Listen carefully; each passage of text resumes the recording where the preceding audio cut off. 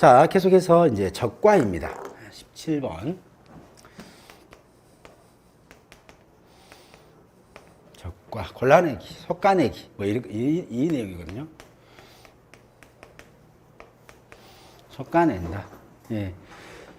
이 적과는 용어의 정의도 중요해요. 해거리를 방지하고, 안정적인 수확을 위해서 알맞은 양의 과실만을 남기고, 나머지 과실을 나무로부터 따버리는 것. 이걸 이제 적과라고 하는데, 이 뜻은 뭐냐면, 적과를 하지 않으면 아까처럼 그 이듬해에 과일이 한 2,000개 달려있어요. 조금 육아, 어린 과실이.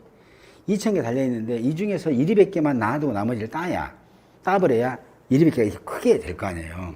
근데 2,000개를 그대로 놔두게 되면 탁구만 한 게 2,000개 달려있게 되는 거죠. 그래 되면 나무는 양분을 그 2,000개를 키우려니까 양분을 엄청나게 공급을 해야 되잖아요. 진이 빠져. 그러면서도 상품성, 안정적인 수확이 될 수가 없어요. 이 과일이 이만큼이니까 누가 사가겠어요? 바로 쳐버리지. 그렇죠? 그래서 적과를 하는 거거든요. 근데 보통 적과는 이 사과 같은 경우는 가지가 이렇게 하나에 이제 이렇게 이런 식으로 달려 있어요. 이렇게.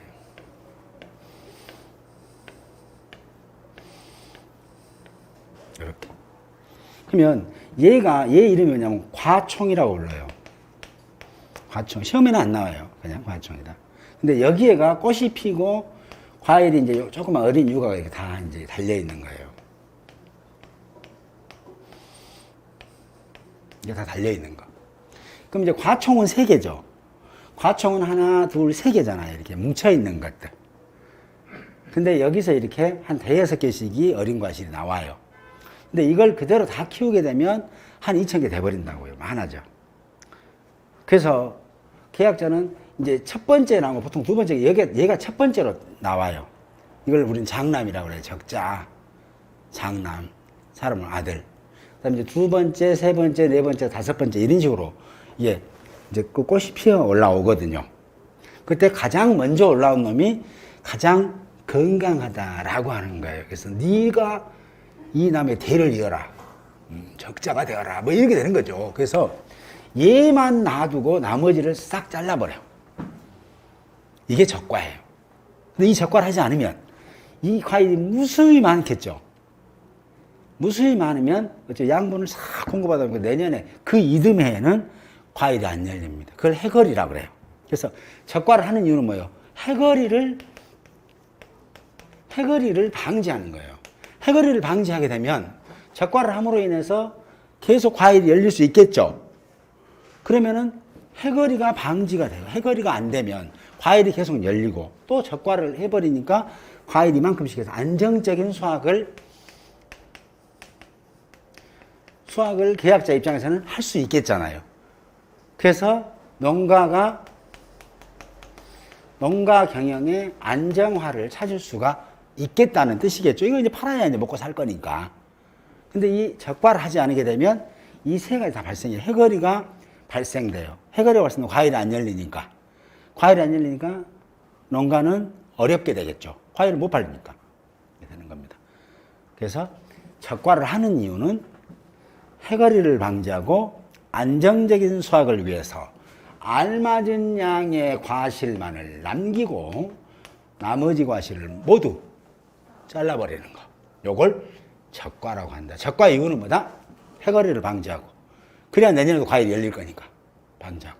그리고 적과를 하게 되면 과일이 이만한 게 아니라 이만큼씩 큰 놈이 열려서 안정적인 수확이죠.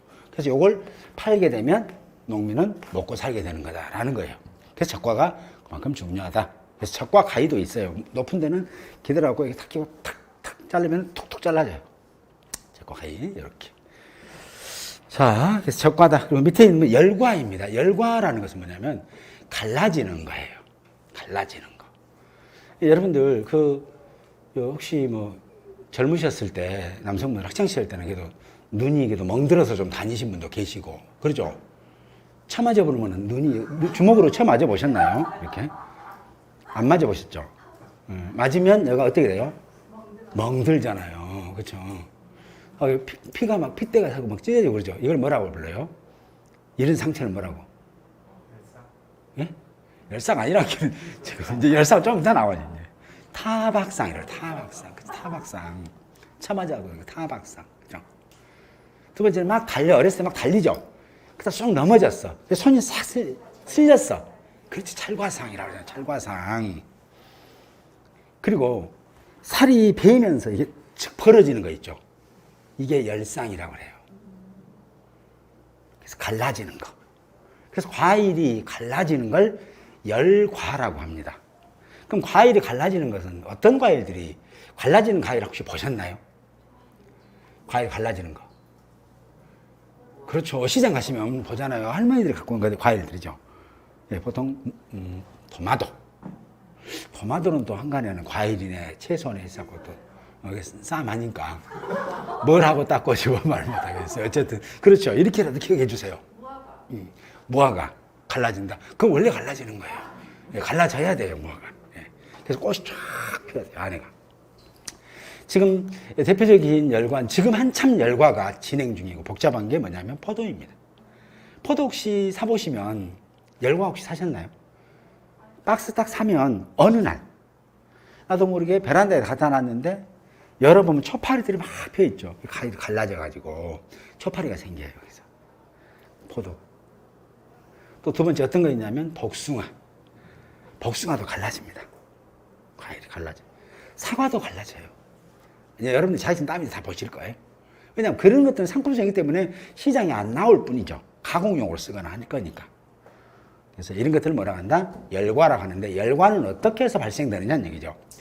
거기 보면 열과는 과일이 숙기니까 숙기 그러면 뭐 여자친구 이름 같기도 하지만 숙기 익을 무렵에라는 뜻이죠. 그렇죠? 과일이 숙기에 과다한 수분을 흡수하고 있다가 고온이 지속되면서 수분을 배출하면서 과일이 갈라지는 현상. 보통 어느 때 주로 많이 갈라지냐면 더우면서 비 올 때 갈라져요. 더우면서 비 올 때. 그때가 포도가 보통 수확기가 한 2달, 3달 됩니다. 왜냐하면 제일 먼저 가온, 즉, 하우스 포도가 나와요. 왜냐면 온도를 따뜻하게 이렇게 빨리 포도가 나오죠. 걔네들은 열과들이 잘 안 나옵니다. 그러다가 비가림 포도. 이제 하우스 비슷한데 양쪽 벽은 없어. 벽은 비가 들어오고 사이사이에 비는 내려. 근데 포도가 있는 부분은 좀 가려놨어요. 이렇게 비가림 포도. 걔네들이 들치면서 더운 데다가 비가 습도가 높아지잖아요. 딱 갈라져. 그게 이제 열과라고 합니다. 과일이 뭐라고요? 익을 무렵, 숙기에 과다한 수분을 흡수하고 있다가 고온이 지속되면서 수분을 배출하는 과정에서 과일이 갈라지는 현상을 열과라고 합니다. 열과는 어떤 때 발생한다고요? 아주 더우면서 비 올 때 발생합니다. 그래서 비 오고 난 뒤로는 포도는 열과 피해가 엄청 접수가 돼요. 우리 집에 포도가 싹 갈라져 버렸어. 막 흘러내린다고 그래요. 흘러내리면 포도는 봉지 씌우는데 포도 봉지가 빨갛게 이제 핏물 같은 게 막 툭툭 떨어져요. 보면 다 열과이고 시간이 지나다 보면 이제 썩어서 막 내려앉아. 보통 처음에 열과는 과일 하나, 포도가 송이가 지금 있잖아요. 80개? 알이? 그 정도. 이제 캠브로리 같은 경우는 80개 정도 되는데, 그게 딱 갈라져. 하나 갈라지잖아요. 그럼 2개 갈라져. 3개 갈라져.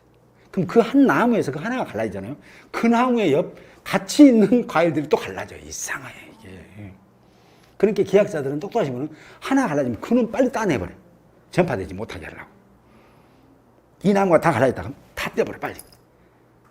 이렇게 해요. 그래서 이제 저희들도 가서 열과가 있으면 달려있는 과실에서 이제 열과가 있잖아요. 달려있는 과실 뭐라고 그랬어요, 우리가? 달려있는 과실 뭐라고 그랬죠? 착과. 그렇구나. 착과인데 열과로 피해를 입었네요. 그래서 착과 피해 조사를 하러 가는 거예요. 그죠? 열과는 뭐예요? 달려있는 과실에서 과일이 갈라지고 있잖아요.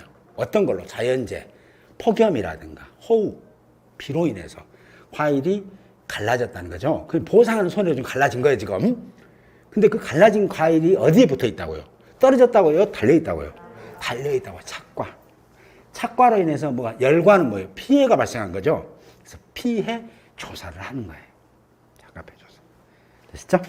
그래서 열과까지 이제 두 개는 달달달 애우셔도 돼요. 예, 애우셔도.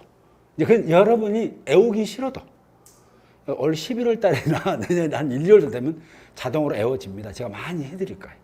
이렇게. 거대재해. 거대재해는 뭐예요? 보통 태풍 같은 걸 얘기하는 겁니다. 자, 19번에 재발생 시에 태풍 등 재발생이 되면 문서 시행 등으로 거대재해임을 대내외적으로 알릴 때, 그때 우리는 비로소 거대재해라고 하는 거예요. 태풍이 왔다고 해서 무조건 거대재해는 아닙니다. 태풍이 왔고 거대재해가 발생하게 되면, 자, 지금부터 거대재해입니다. 조사할 때 표본 구간을 아까 있잖아요. 500주면은 표본주 17주만 조사하세요 했던 거 있잖아요. 15주, 500주. 500주면, 맞아. 800주. 아까 800주 했죠.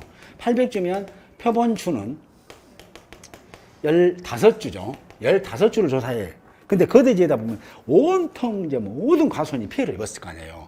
근데 그 가손마다 전부 다 15주씩을 조사하고 있으면 날 새겠죠. 그래서 이때는 표본주를, 자, 이제 오다를 주죠. 보여줘. 예, 거대재해입니다. 예, 표본주 절반 조사 가능합니다. 콜. 네, 절반 조사. 그럼 뭐예요? 한 8주만 조사하면 되는 거죠. 그럼 속도가 빨라지겠죠. 계약자 신고하면, 내 것도 알겠습니다. 예. 3일 있다 갈 거예요. 할 것을, 예, 오후에 가겠습니다. 할 정도로 속도가 빨라지겠죠. 이게 조사 진행이 원활해진다. 라는 것 때문에 거대재해가 이제 문서로 이제 알려줘요. 저희들한테. 그럼 이제 절반 조사 가능합니다. 아까도 나락도 뭐 태풍으로 난리가 났어. 벼가. 그럼 이제 우리가 네 포기를 수확을 하라고 그랬잖아요. 그래서 거대재해입니다. 예, 간편조사, 절반조사 가능합니다. 절반조사를 이제 저희들한테는 간편조사라고 그래요.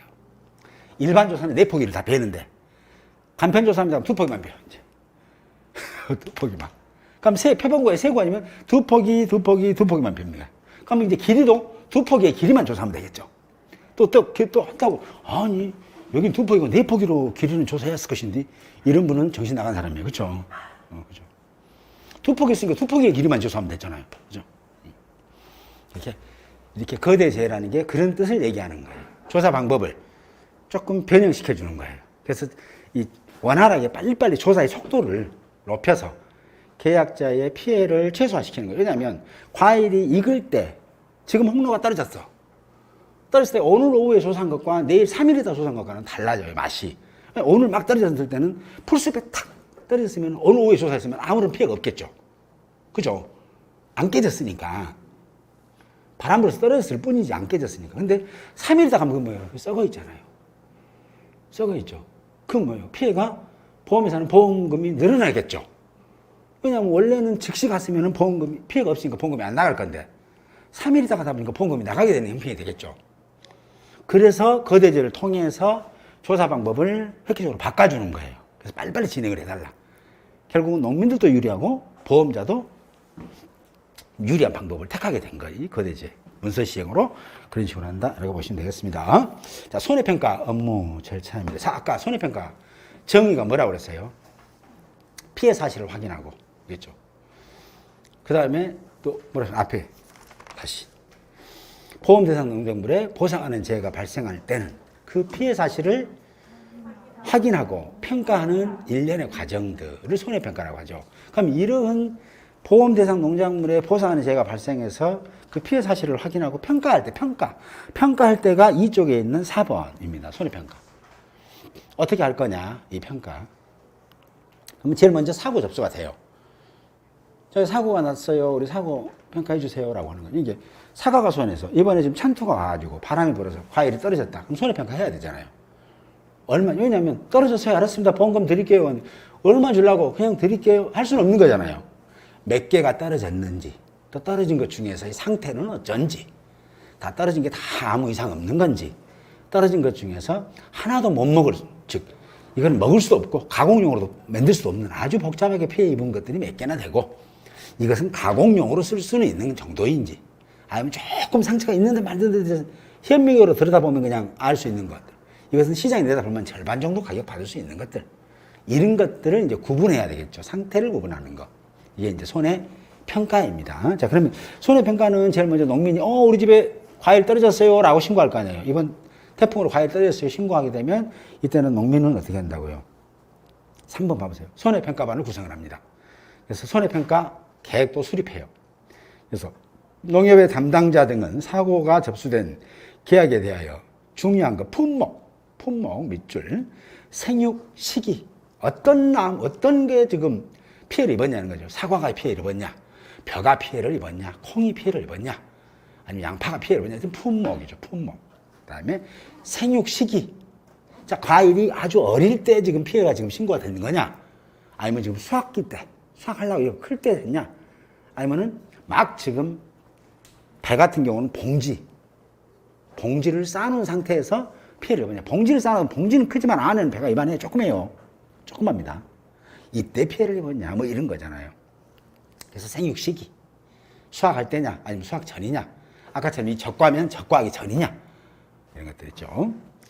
그 다음에 재 종류, 태풍이었냐, 강풍이었냐, 냉이였냐, 이런 것들에 따라서 종류 등에 따라 어떤 조사를 해야 될지 뭐라고요? 조사 종류를 결정하고 라고 합니다. 한번 읽어보고 설명드릴 거고요. 이에 따라 손해평가반 구성 및 손해평가 일정을 수립하여 손해평가반 구성 및 일정 수립은 아래 호우 방법과 같다. 뭐 아래와 같다 했으니까. 자, 요거 여기까지만, 밑에는 일단 보지 말아 보세요.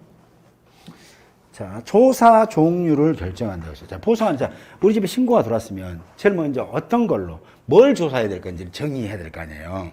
그래서 이제 조사 종류를 결정을 해야 돼요. 결정을. 자, 그러면 제일 먼저 만약에 뭐 할까요? 이제는 감 해볼까요? 아까 이제 사과 배 했으니까. 단감 좋아하십니까? 떫은 감 좋아하십니까? 단감이라 진정한 떫은 감, 대봉감이. 근데 영암 금정에 대봉감 하면은 뭐예요? 꽃감 맛있잖아요. 그죠? 단감 하겠습니다. 저도. 자, 단감입니다. 감은 단감, 떫은 감 품목이 달라요. 품목 밑에 품종 그렇습니다. 품목은 뭐냐면 품목은 사과예요. 이렇게 사과. 그럼 끝나요. 그렇죠? 근데 이제 품종은 사과에서의 품종은 예를 들어서 후지가 있어요. 이렇게. 또 쓰가루가 있어요. 그죠? 그 다음에 부사가 있어요. 뭐 이런 것들 있죠. 또 홍로가 있어요. 홍옥이 있어요. 뭐 이런 것들 있죠. 얘네들이 품종이에요. 그렇죠? 이런 식으로. 그러면 단감이 품목이에요. 그럼 얘 밑에 이제 단감이 여러 가지가 있죠. 차량이 있네, 뭐 여러 종류가 있거든요. 예. 그래서 이 단감의 품종은 따로 있더라. 또 떫은 감도 마찬가지예요. 떫은 감 하게 되면 떫은 감에도 품종이 굉장히 많아요. 그래서 이제 그런 식으로. 그래서 얘는 품목이 달라요. 품목이. 그래서 같은 가수원에다 단감하고 떫은 감을 같이 심으면 감 종류인데 보험 안 받아줍니다. 예. 자, 그러면 단감이 있고요. 품목. 자, 제일 먼저 뭐라고 그랬어요? 품목.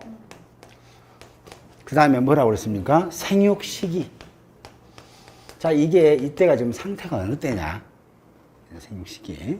그 다음에 그걸 통해서 뭘 한다고요? 재해 종류. 이 종류에 따라서 뭘 결정한다고요? 어떤 조사를 해야 될 거냐? 조사 종류를 결정하는 겁니다. 예를 들어서 자, 단감이에요. 단감인데 얘가 이제 적과를 했어요. 적과를 했어요. 이렇게 적과한 거죠.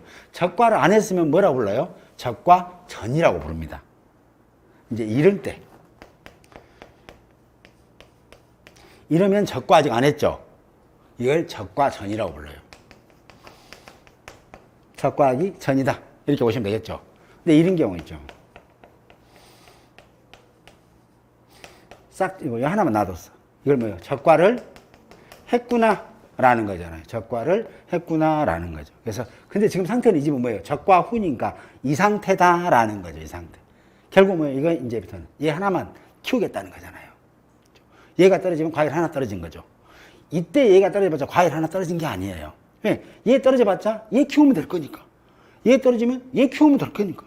얘 떨어지면 얘 키우면 될 거니까. 뭐 이런 거잖아요. 그죠? 그래서 적과 전과 적과 후의 개념 자체가 달라요. 적과 후에는 조금 해도 과실이라고 부릅니다. 조금 해도. 그게 떨어지면 과실 한 개 떨어진 거예요. 이만하게 큰 과일이나 이만하게 하나가 떨어지나 똑같은 피해를 입었다고 보는 거예요.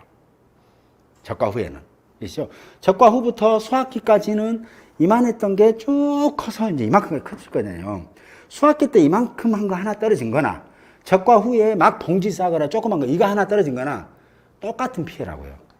똑같이 하나가 떨어진 거예요. 이해되시죠? 이렇게 적과 후다 아니다. 자, 그럼 적과 후고 하라고 하고 제 종류는 뭘 할까요? 태풍? 태풍 내일모레 온다고 막 했으니까 태풍이다. 자, 이렇게 되면 뭘 조사하냐면, 자, 적과 후니까 과일이 하나씩 다 달려있단 말이에요, 지금. 근데 단감이고 태풍이 발생하게 되면 어떤 피해가 예측이 되냐, 이거잖아요. 여러분 상상해 보세요. 자, 과일은 지금 하나만 키울 거 다 정해놨다고 가정해봐요. 감은 이렇게 안 해요. 감은 자연낙과로 저희들끼리 세력 싸움에서 떨어지긴 한데, 어쨌든 그렇다 하고. 자, 적과에 지금 단감이 있는데 적과를 했고, 태풍이 발생했어요. 그럼 얘들은 어떤 피해가 발생되냐? 피해가 예측되는 피해가 발생돼야 그걸 조사하면 될 거잖아요. 그래서 자 피해가 발생되는 유형이 나올 거예요. 그렇죠? 어떤 거 나와요? 제일 먼저 하는 게 당연히 낙과가 피해가 발생되겠죠. 과일이 떨어지겠잖아요. 낙과 피해 발생되겠네요. 그렇죠? 두 번째, 나무가 태풍이 싹 불면 단감나무도 쓰러질 수 있나요? 아이, 바람 살짝 피하면 되지, 뭐 있겠어요. 쓰러집니까? 그렇죠. 그 쓰러진 걸 뭐라고 그래요? 더복이라고 합니다. 더복. 그래서, 나무 피해도 발생될 수 있겠구나. 이건 알 수 있겠죠. 그렇잖아요. 그죠? 그러면서, 단감은, 또 떫은 감은, 특히 떫은 감 같은 경우는 보통 과일이 어느 셀이냐면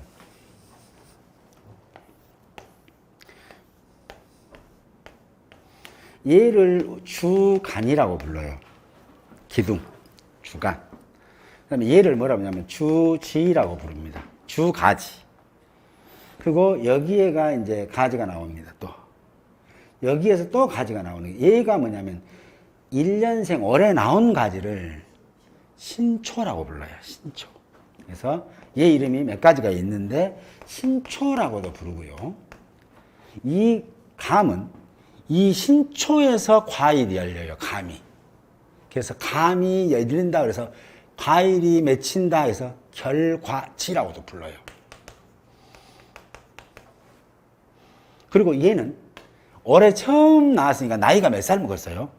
그렇죠. 또 빵살이란 분 복잡해요. 한 살이잖아요. 그래서 1년생 가지라고도 부릅니다. 아이고, 이름이 이렇게 많아. 뭐 이거죠. 네. 근데 여기에서는 이제 이렇게 이파리가 있죠. 이렇게. 잎이 있어야 되겠죠. 그 잎이 광합성 작용을 해서 양분을 끌어와서 과일이 여기에 감이 이렇게 하나씩 달려요. 이렇게. 달린다고 봐요. 이렇게. 여기에서 열리지 않습니다. 여기에서 열리지 않아요. 여기에 신초가 나오면 그 신초에서는 열려요. 여기에서 신초가 나오면. 이해되시죠? 그래서 이런 식으로. 그러면 여기가 만약에 얘가 신초가 나왔다. 그렇게 되면 감 잎이 이렇게 달려 있겠죠. 감 잎이. 그리고 이제 얘가 이제 과일이 하나 쓱 달려 있다고 했을 때, 그렇죠? 감이 달려 있다고 했을 때, 이때 태풍이 불었다면, 감도 떨어지고 얘 나무도 쓰러질 수 있겠죠. 그러면 이파리는 어떨 것 같아요? 이파리 떨어질까요? 이파리 그럼 떨어지면 그걸 우리는 뭐라고 부를까? 그 이파리를 뭐라고 부르는 게 낫겠습니까? 그렇죠. 낙엽이 우수수. 낙엽이죠. 떨어질 낙자, 입엽자에서 낙엽 피해도 있겠구나라는 것을 알 수 있겠죠. 이렇게 세 가지 조사하는 거. 뭐라고요? 품목별로, 생육 시기별로, 재 종류에 따라서 어떠한 조사를 해야 되는가. 자, 그러면 낙과, 과일이 떨어졌으니까 낙과 피해 조사 해야 되겠죠. 나무가 쓰러졌으니까 나무 피해 조사 해야 되겠죠. 낙엽이 떨어졌으니까 낙엽 피해 조사. 왜냐하면 얘는 1년생 가지이기 때문에 얘가 이파리 떨어지잖아요. 이게 양분 공급이 원활하지 못해서 과일이 조그매져요. 안 커. 과일 안 크면 아까 그랬죠. 농가 경제 안정에, 경영 안정에 부실해지잖아요. 그렇죠? 보상해드리려고 하는 거예요. 이해되시죠? 그래서 이파리 떨어진 거 보상해드린다라고 합니다. 근데 감잎은 잎이 굉장히 커요.